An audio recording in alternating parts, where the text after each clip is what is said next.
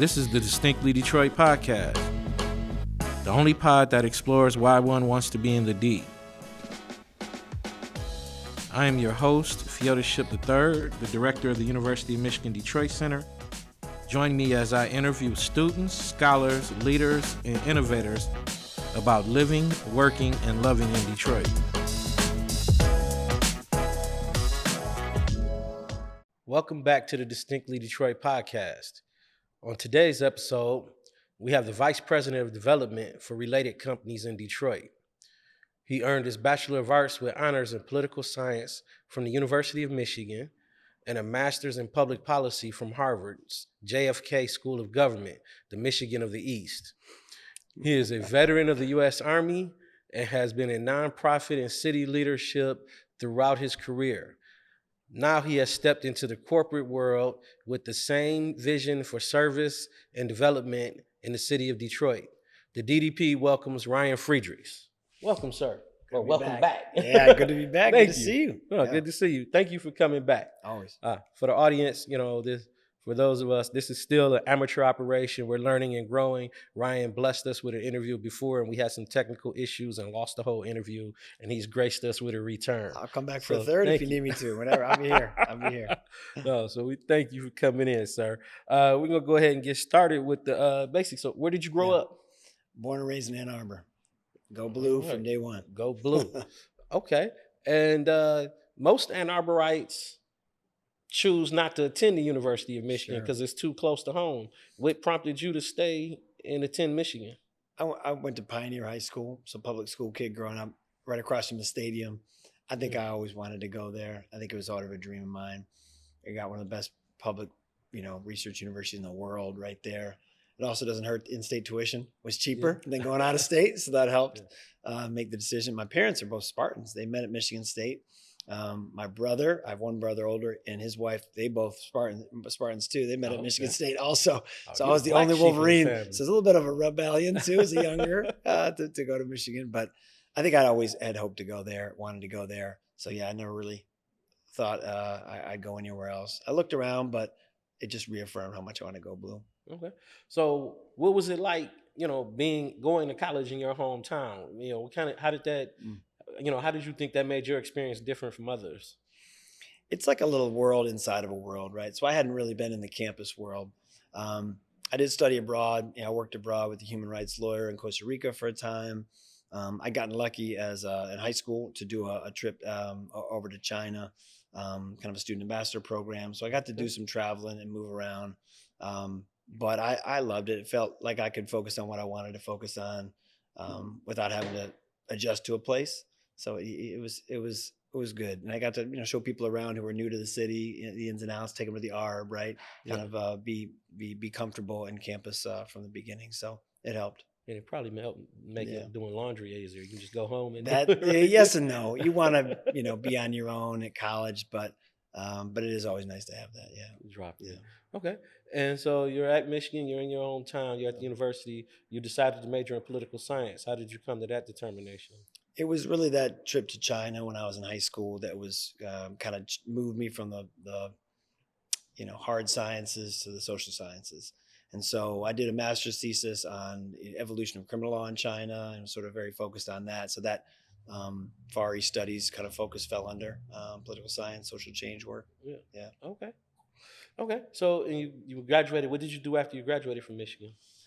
So I got a dream job. I done civic engagement as another big part of what I was studying at U of M. How do you get the numbers for young people in voting had been going down and down and down. I'd been a campus volunteer for Rock the Vote. We started something called Voice Your Vote at Michigan, kind of focused on reversing that 40-year decline in young civic participation, voter engagement. How do you get that to go and turn up? And so Rock the Vote was forming this new partnership with all of these other civic groups around the country called Youth Vote. MTV's Choose or Lose campaign was going, if you remember that back then. And so I got to be a part of that basically on the Choose or Lose MTV bus, registering voters going to campuses. It was a great program, and it helped build a big coalition of groups that helped kind of turn those numbers around. And they did, the first part of those 2000s, those numbers started to move. So that was falling back good up work, and yeah, and fun work too. As a early grad, to be getting to do work like that was really fun. to travel around. Yep. Okay. So how long did you work before you decided to go to grad school? I'd always planned to go to graduate school.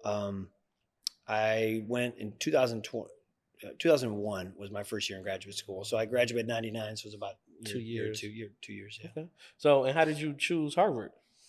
I mean, it was the dream to go there.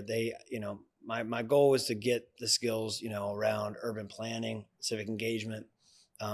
They're the best in the world at it. Robert Putnam was there. Bob Putnam wrote a book called Bowling Alone, which is all about, his example of bowling is that you used to have leagues and, this really vibrant civil society. And it kind of has been, along with the voting numbers, it had been going down as well. Less people joining the clubs and being, engaged.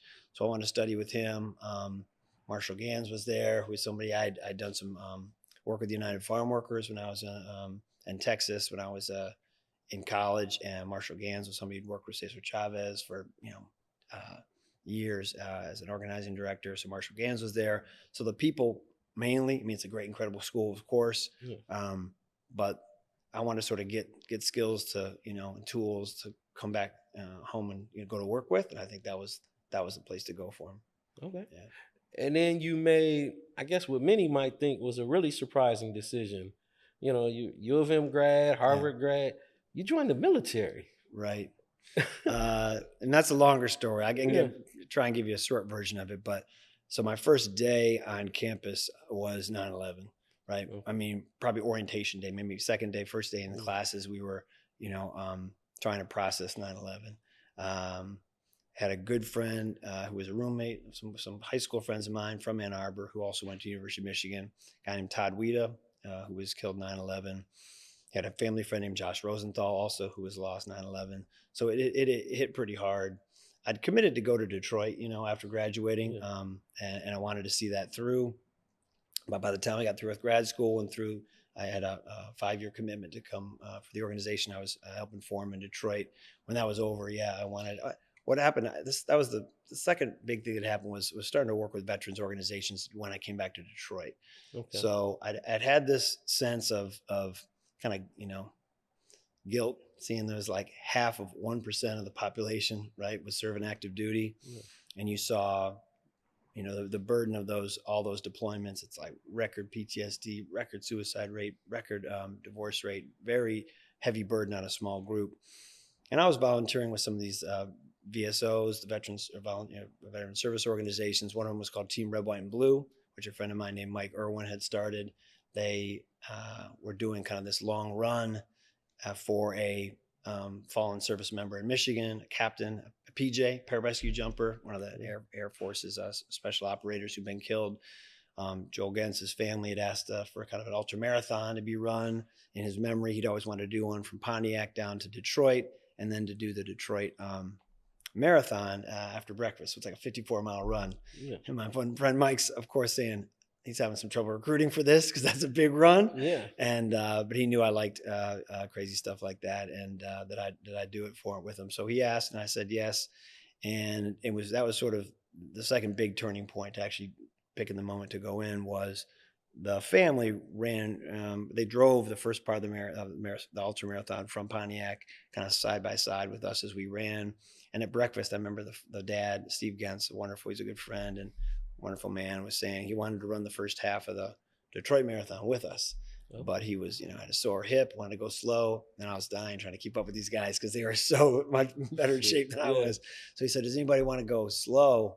And I said, I'd love to go slow with you, Steve. Yeah. So Steve and I did the first half of that. And that was powerful, right? Hearing, telling stories, running with Steve, just hearing about his son.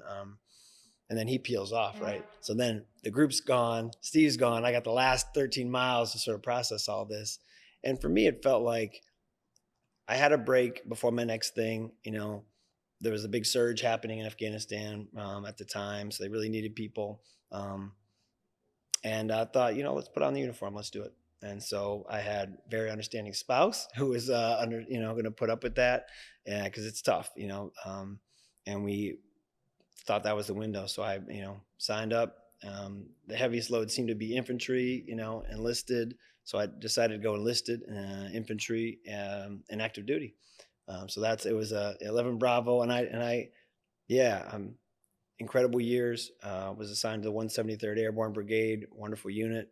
Um, Friends with so many of those guys still, Yeah. really close friends. So I'm very glad I did it. But yeah, it was a non-traditional turn on the Yeah, resume no, for thank you sure. for your Yeah, service. That's, thank you. I mean, I think that's incredible. Like you say, you married, you already got Yeah, you got a master's degree from Harvard, you're working, and yeah, to turn around and serve your country like that. Thank you. That's thank you. awesome. So, I Yeah, mean, as much as you can tell, what was it sure. like over Yes, in sir. Afghanistan? So yeah, the unit is based overseas. It's a parachute unit, so it's airborne. You go to airborne school, learn to Okay. jump out of airplanes. So we parachuted out of Black Hawk helicopters and Chinook helicopters and C-130s, C-17s. Uh, we were in Afghanistan from 2012 to 13. Um, we actually were sent up in response to the Russians invading Crimea in 2014. The first time they Okay. went in there, moved the Sochi Olympic troops, in there. We were deployed up there to Poland, Latvia, Lithuania, Estonia, those Baltic states up there. Um, Afghanistan was a combat mission. That's so, I'm a combat veteran. We saw combat. Hardest definitely for Shane Cantu, a good friend of mine, was killed within the first month or so being there. Shane was a friend from basic training. He was from, we went to infantry school together, to airborne school together, as well as basic. From Michigan, great kid. He's 21. I mean, young guy. Um, August 28th, we do a run every year up in Corona, Michigan, with his mom, Okay. to sort of remember him. And so we're very tough. The people I served with were remarkable, and they, had done, deployments. Some of them our first sergeant had done 7 or something deployments. I remember, just a Wow. remarkable number of 70 months. I think was his total. It's like better part of 5 years, deployed. Yeah. So the people I got to serve with were just remarkable, and it was a real honor to be with them. So I'm glad I served, and I think the veteran organization, that I worked with beforehand, I tried to keep working with them while I was in, and while I've gotten out, we've stayed close with them. So there's a lot of great ones, but that's one of my favorite. Team Red, White, and Blue. Yeah. They bring in civilians, so it's not just sort of military doing exercises together. They invite in civilians. They do tough mutters, or they do like kind of get people out. So it's Yeah. not just sitting around drinking, telling war stories together. It's getting active, getting at the gym, working out together, and helping you get a job, right? Because that's the biggest thing I found when you come back. The support's kind of amazing, but it's a little bit like it's a mile wide but an inch deep, because you're not allowed to tell veteran story or veteran status in an interview, because a lot of times there's surveys that the military would talk about where if you have identical credentials, veteran, non-veteran, the non-veteran is about 5 times more likely to get the job. And I think the reason is there's a perception of PTSD, or of, who knows what the stigma reasons are. Sometimes it's just an employer's basic discrimination. People hire people like them, consciously or subconsciously, right? And so veterans, I think, who are doing Team Red, White, and Blue are meeting other civilians, right? They're making those social networks, and they're leading to jobs. So I like that organization and a lot of the other ones that are facilitating that pivot. Because when you take off that uniform, that's one of the hardest things about the reentry. Even being Yes. older and having degrees and being able to come back in easier than the younger guys, it's still jarring. Yeah. It's kind of like one of those cars that race and you do the parachute. It's like being in one of those and then just stopping. Stops. Yeah, getting out and trying to readjust. And so being able to have meaning and purpose again, and putting on a different uniform or a different job and role within that first 6 months of coming back, where you pivot into some new um, career, or our purpose is essential, especially for not going right track or wrong track, right? Yeah. Guys who get pulled back to the wrong track, that pivot back is really critical. So yeah, that organization and others like it are super valuable. Yeah. No, I mean, it's surprising to hear that data about those statistics that employers don't Yeah, pick military. Because every time I've worked with a military yeah, person, they're like one of the best people in the office because of the discipline. They that's show right. up on time. They Yep. do the work. They answer questions. I mean, Yeah. that's really interesting. Anybody who's worked with veterans and military, they'll say the same thing, because they have Yeah. diverse background. I mean, the 82nd Airborne I love too. They're the bigger parachute unit. The 173rd Airborne, the Sky Soldiers, that we were the smaller airborne unit in the Army. and they're called the All-American Brigade because they had somebody from all 50 states, right? Yeah. And people of all backgrounds, right, coming in and working together, solving high pressure situations. And so, as an employer, I'll always want to hire a veteran. Yeah. And I think it's just you have such a small group that's served. It's just not knowing anybody. Most people don't know somebody who served. They don't have that kind of relationship. And a lot of military, this is on us. They'll marry, this friend's sister, or they'll sort of keep the community small. And that's what Team Red, White, and Blue is trying to work against, right? They're trying to broaden that, trying to build bridges across that civilian military divide. Okay. 82nd Airborne is out of Bragg, right? Yep, 82nd Airborne is the I think my big cousin ship. was at 82nd Airborne. There you go. I have military family. My grandfather was a colonel in the U.S. Army Yes, during Korea and early parts of Vietnam, and my executive producer is a Marine. Yes, sir. All right. Once a Marine, always a Marine. That's it. Yeah. Once a Marine, always a Marine. Never say he used to be a Marine. He'll take great offense to that. That's for sure. So, okay. Yeah. So you joined the military. You served. You say you served 2 years. 4. So 4 years active. 4 years active. Better part of 4 years active. I think went in 2011 and got out the fall of 2014. Okay. So, yeah. And you came, and your journey took you back to Michigan. Detroit. Yeah. Detroit, We had come to Detroit after graduating graduate law school. I met my wife. She came here to clerk for Judge Keith, right? Damon Keith, remarkable man, one of the first Black federal appellate judges, Thurgood Marshall protege, remarkable leader here. So she had clerked for him and had become the dean of the law school as well up at Wayne State. So we had, been building our life here. And that was always my dream, right? Going to Harvard, studying the urban planning, right? Civic engagement to try to be part of that sort of renewal, right? As the city was coming out of bankruptcy, as I was coming home, we had a home, in Detroit. Always kept one, even went during the military service. And so where I went was 2015 coming home. So 2014 in the fall, late fall, I get back. And then join the administration. So the city was just coming out of the biggest municipal bankruptcy in U.S. history. We all remember that here. Mm-hmm. And what had happened was a lot of the people around the country, the talent like Arthur Jemison, who's the city planner in Boston right now, he had come to take the housing job, director of housing. Maurice Cox, who's the city planner in Chicago now. He was this city planner in Detroit. He came in shortly after. Beth Niblock, one of the best CIOs in the country. She was, I think, in Kentucky and got recruited to come up here. So you just had this remarkable collection of people. Our Lieutenant Governor, Garland Gilchrist, right? He was the number 2 to Beth Niblock at the CIO office of the Chief Information Officer.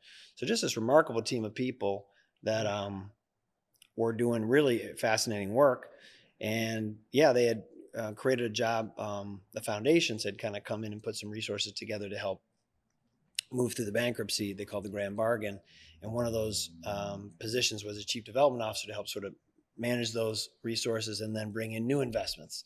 So how do you bring in the Steve Ballmer, right, foundations, or the Jamie Dimon and all they were doing with JP Morgan and new investments, and then manage the federal grants, have us compete, right, for the federal money that we were leaving on the table before. How do you put your best foot forward, right, and have Detroit go and compete for those funds? And I had a lot of the relationships. So I spent 5 years in Detroit before going into the service, building out this nonprofit, 16 states offices, kind of a civic technology organization. I gotten to know all the big foundations. So that was definitely a value I could add.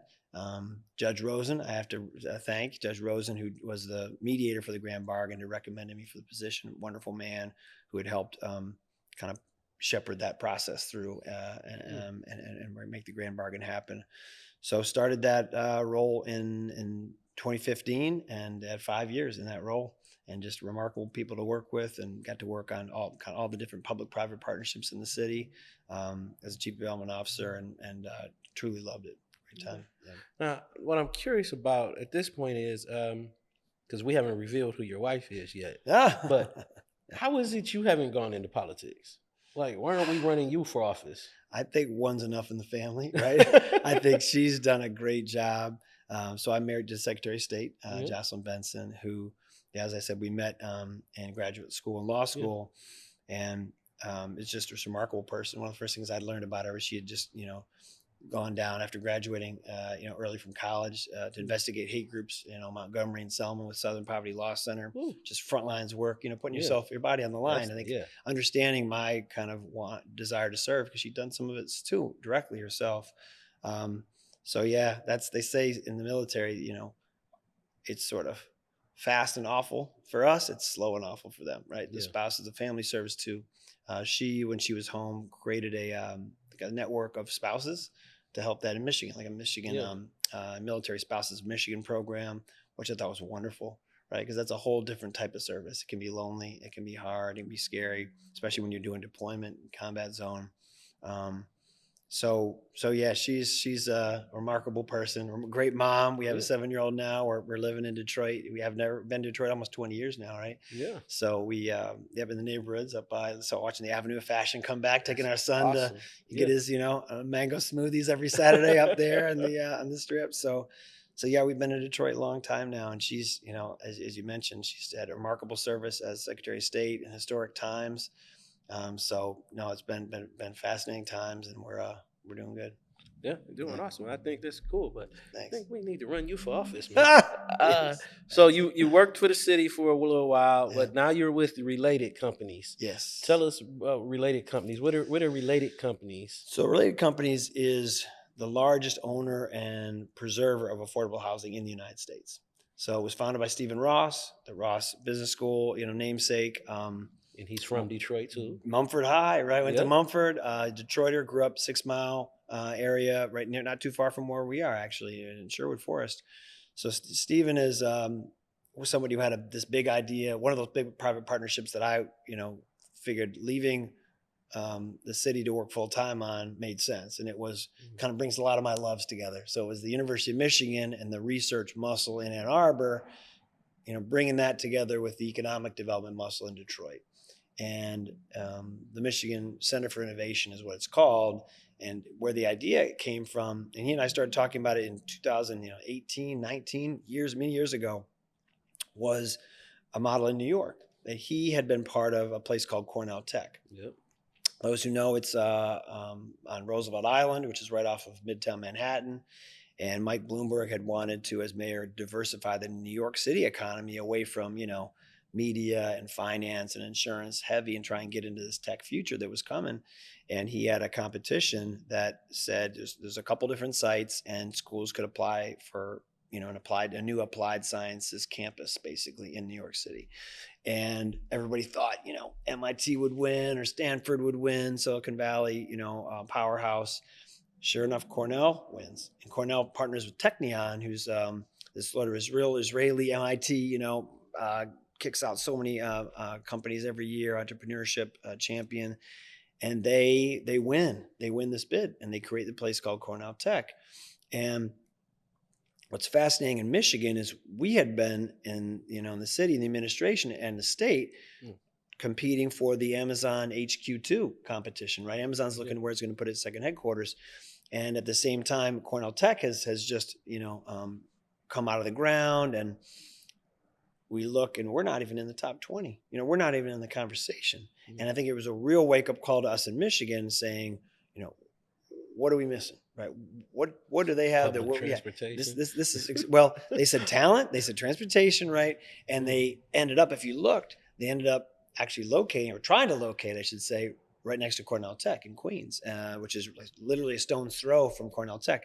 The director of Cornell Tech, the dean, a guy named Dan Huttenlocker, was on the board of Amazon. He actually took the board through Cornell Tech on a water taxi. You could literally throw a stone from Cornell Tech over to where they were trying to be in Queens, and the politics didn't work for them to land there. So they went to Virginia for Amazon's headquarters. And where did they go? Right next to another innovation campus. They landed right next to Virginia Tech, to a new innovation tech called the Virginia Tech Innovation Campus, which is, exactly, it's different in some ways, but very similar to what Cornell Tech is and what University of Michigan is now doing in Detroit. And so I think what the president and the leadership at the time the University of Michigan was saying, okay, Chicago's got one of these, right? You're seeing these little innovation hubs and campuses come around. what would make sense for us to do here? And like I said, this idea of Detroit and Ann Arbor coming together, which is like, it's my lived life, right? This is a Yeah. project I really believed in, competing in the global economy together, right? Is really how we succeed. And watching, you know, Amazon is one example. There's a lot of other companies. How do you attract those big companies? How do you keep our graduates here, right? A lot of them will get those two pieces of paper, a plane ticket and their good diploma the Yeah. same day. We got to keep them here and the talent here. So this is one vision to do that. And this is the project that Stephen Ross was driving with related companies. But beyond that, also like bringing that engine, one of the biggest developers in the country, into Detroit, right? Yeah. To do that project, which has really been a project that I've helped lead for years now, as well as development around it to catalyze more affordable, more housing, right, more hotels, more all the good stuff we need. Yeah. We need more developers like him here, and that was again trying to convince him to take the plunge in Detroit and go big here. He donated $100 million to make this happen, right? Yeah. That's significant, historic level of investment from him to the city, It's up to to that. like $500 million with the university And the now. university, Yeah. then the state matches, and the university's putting another two in. It just, you start to see the power, right, of what Ann Arbor and the University of Michigan can do, and what Detroit represents for them, right, which is they're right across from Castech High School, right, Yep. one of the best technical high schools in the country, in our state. CT fired up. Boom, Class of right? 91. That's Yeah. it. So Yep. they know it. They recruit from there. But it's also the all the schools, Renaissance, right? There's all the schools around Detroit. Having that ecosystem in the city itself was such an exciting project. So that's really why I went into related companies to work directly on that project, and spent the last 3 years with them doing that. Okay. Yeah. Well, one thing I was curious we didn't touch on last time, but as conversation flows, this time I'm thinking. I mean, related companies. You said they're the largest builders of affordable housing in the country. That's right. So again, you live in Detroit. Detroit is a horizontal city. Right. The housing is spread out. The city's spread out. Not a lot of large apartment buildings and high rises and things of that nature. What does, I mean, and I don't know, you seem to be on the public side, but what does Related see as the real opportunities in Detroit for development beyond the innovation center and the tech stuff? So what we spent the last year doing, this is Ryan English Barnhill, who's at the Illich, the Olympia Development. Yep. Myself, she and I have done hundreds of community meetings now, really to have the community get that input on the plan for the development around the innovation center, right? What is the right kind of, catalytic, developments that should happen around there? And affordable housing is one of them. So there's buildings that we've planned and have been approved now that are housing not just at the 80% kind of affordable level, which is really, so you do, usually the city council says you want the area median income affordable housing level. You have to do 20% of your units affordable.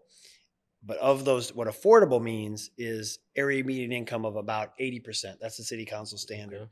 Okay. For Detroit, you've got to get that lower, right? Because the area median income is actually the county, right? It's a water network. So you're going to get like $60,000 is the county number. Yeah. The average median income in Detroit is $28,000. So what we were able to do, and this is something related, and our partner at ODM worked on, is to get that to the 50% level and have 50% area median income in those affordable units. The affordable units in the developments we're supporting in Detroit are going to be, that's about $30,000. That's right where you want to be. Yeah. So that's one of those ways to do it. And again, the area we're working in is, almost like a triple anchor area, right? Where you have, Ford Field we were just talking about before we came on, and the Lions, and the Tigers there. But you've also got Little Caesars Arena, and then you've got the University of Michigan Innovation Center. It's almost like a triangle, right? It really creates walkability and density in a way the city really needs. But you have Little Caesars. A lot of people, even in Detroit, don't know this. It is the second busiest arena in the country after Madison Square Garden. Oh, wow. It is a drive-in, drive-out experience, though, too much. So you have people who come in, go to an event, and they'll go. Yeah. but it's heavily programmed, it's active. How do you keep that revenue in Detroit? How do you keep them here? So one, putting a hotel right in front of it is one of the things we supported too. So you have the teams will stay there. A lot of them right now, they'll, go stay at the Townsend in Birmingham, right? Their fan base. And how do you get the performers that come to stay and get that energy, that the tax base to grow? So there's a hotel that we're doing a project with them as well above the Fox Theater. So the Fox Theater above it is an office building, but it's all of the people in that building have moved over to the new Little Caesars pizza headquarters building, right, with the pizza slice windows. It's right next to it. So what do you do with that building? Because it's sort of low ceilings, it's cubicles. It's not really what people want for office anymore. So make it a boutique hotel, right? It's a perfect to preserve the Fox Theater for another generation. You make that above it. People can go to the theater, go above it for a hotel. Get a room, go see a show, go back up to your room. Other cities have it. And so, and then we also have a deficit in the city for hotel rooms. So we actually need, I don't want to know the exact number, but it's about 600, 700, maybe 1,000 more to get the big events, right? We do have a shortage of hotels. We got a bunch coming on now, but we still have a shortage. So this will help chip away at that and help Detroit get some of those big events and enough hotel rooms in the city. So it's not people having to stay in the suburbs and come in. So that's some of the development we've done with ODM as our partner, having the location of the Innovation Center be right by Cass Tech, which is a nice kind of corridor. I think DT's headquarters is right there. You've got Thermo Fisher Scientific. You've got a nice, right along Grand River to build on. And I think the city council and mayor really liked because you have Michigan Avenue with Michigan Central, we were talking about before as well, which is, doing amazing things over there. I just went on a tour of it with the new UMCI, University of Michigan Innovation Center director. Shout out Scott Shireman. Yep, Scott, future guest. Welcome. Great guy. And we were walking through Michigan Central the other day and you just see a new lab, everything they're doing there. You really see how Michigan Avenue's developed. Then you've got Woodward, right, where you guys are now, all the development that Dan Gilbert has done downtown and up in Midtown, which you've seen up here. But in between you have Grand River. And so Grand River being developed with UMCI now, it really helps connect those two, helps sort of knit together a little bit of that fabric of the city. So I think the location is great. I think and it's been fun to do it with Ryan English Barno, the Ryan and Ryan show, going around to, like I said, hundreds of these community meetings and getting feedback, making the plan better. I kind of believe every time somebody from the community touches a development plan like that, it gets better, right? It's like Google. Google's amazing because every time somebody touches the product gets better, improves somehow. That's planning, right? That's our urban planning 101. So that's been a fun, last year we spent a lot of the time doing that. Did some of that right here, working on the UMCI. It's you guys hosted a couple of them. We did a design shred here for the plaza in front of Comerica. What's that going to look like? What should that be? People, working on that right here at the Detroit Center. So that's a little bit of the work so far that I've gotten them into. Okay. Yeah. Cool, man. I just, again, we need to run you for office. I just, dynamic dual. I just, your service record, your passion, thank you, your interest. I just thank you for coming on the show. It's really cool to have you here. We're going to transition to what we call our lightning round. You got it. And we're going to ask you some questions kind of about your engagement with the city and things you do. And the first question is, what's your Coney order? Everything. Always. Everything you got, I'll eat it. Yeah. So you get a Coney with everything, or Coney with everything. Yeah, okay. Yeah. So usually it's just like what you order from the restaurant. Different people don't always get Conies, but the Coney for sure, and then everything on the Coney for sure. Yeah. Okay. Better Made or Lay's? Lay's. My son's he's brought me over to Lay's. Yeah, he loves to eat Lay's. Okay. Faygo or Coca-Cola? Gotta go Faygo. Okay. Verner's or Canada Dry? Verner's. No hesitation. Okay. Favorite Detroit athlete? Gotta be Barry Sanders. I mean, Barry's the humility, the dedication. Seeing Barry up, just as the Lions run now, seeing him up in the stands, smiling, being happy, makes my day. So Barry's my guy. Okay. Yeah. Favorite Detroit sports team? I gotta say Lions. Because they never gave up, I gotta say a lot of us gave up on them. I gotta say Lions, just because they found a way, and they're seeing the people, grown people in tears on TV with how much it means to the state. My mom was born up in Marquette. Those people, you go far up in the UP, they're cheering for the Packers, right? Yep. We got to bring them back. We got to get them cheering for the Lions, and boy, did they give them something to cheer about this year. So I gotta say Lions. Exciting times. Favorite Motown artist? Stevie Wonder. Okay. And favorite place to go in the city? I think my home, family, or walk up to the Avenue of Fashion from there. You got great neighbors. I love it. So yeah, home sweet home. I like that. All right. And last question is, where can we find you? You can find me Related. So rfriedrichs@related.com. Reach out anytime. I'd love to come back anytime you need me. And go Blue. All right, go Blue. There you have it, ladies and gentlemen. Ryan Friedrichs, community advocate, community connector, veteran, great guy, political husband. Great guy. Thank you for coming on. We really enjoyed having you, and appreciate you. Look forward to working with you in the future. You got it. Right. Thank you. This has been a Distinctly Detroit podcast. You can get us anywhere you get your pods. Please like, rate, and subscribe, and we'll see you next time. This has been the Distinctly Detroit podcast. This is a production of the University of Michigan Detroit Center. You can find us anywhere you get your pods. Please like, subscribe, and rate us. This podcast is executive produced by Marlon Franklin, edited by Ranza Stanton, and written by Shaylin Jones and Fyodor Ship III.